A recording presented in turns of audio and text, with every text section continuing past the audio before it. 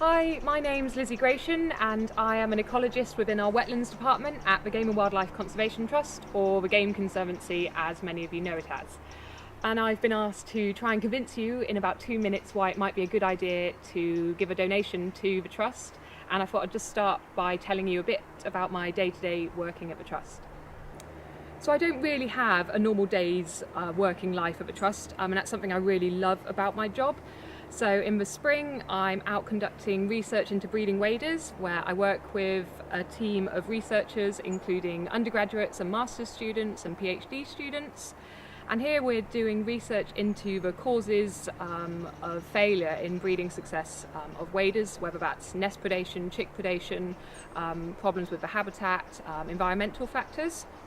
And then going into the summer and the autumn, we do a lot of data management, data analysis, and this is a really crucial part because this is where we're able to feed that directly back to the land managers and farmers on the ground, and we're able to provide advice, management advice into what they can do to improve habitats and improve their predator management.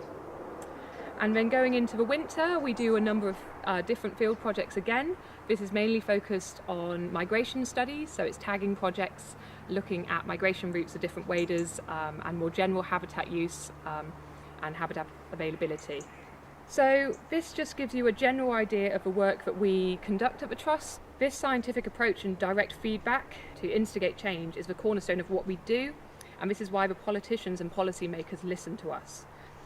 We've been doing this kind of thing for a long time, about 80 years, but our science has been focused on problem solving. The first problem that led us to this was why grey partridge were in such a steep decline in the 1930s. And having found the answer to this, we fast forward to the near present, where the farms in our grey partridge count scheme saw an average increase of about 80% between 2000 and 2010, whereas the national picture was a big decline of about 40%.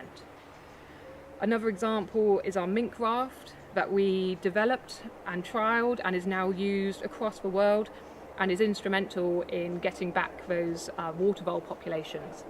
Our charity aims at understanding and identifying problems at a scientific level, finding a solution and then sharing that solution far and wide, mainly through our advisory service, and this allows us to create change on the ground, working with who we call our working conservationists. And these are shoot owners, estate managers, farmers, keepers, a whole cohort of people.